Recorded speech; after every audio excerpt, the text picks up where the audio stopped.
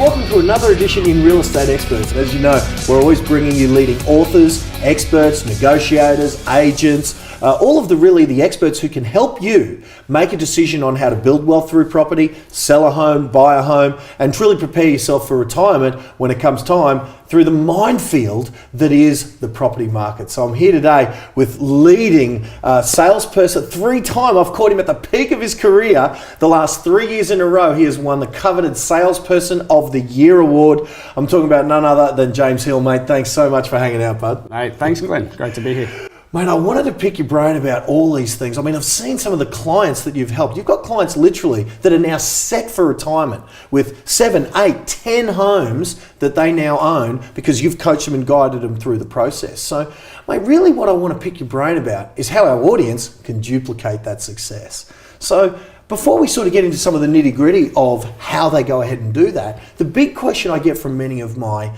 viewers is, should we be buying a property new, or should we be buying a property that's already there? There's all the pros and cons of buying new versus second-hand, I suppose. What are some of the benefits either way?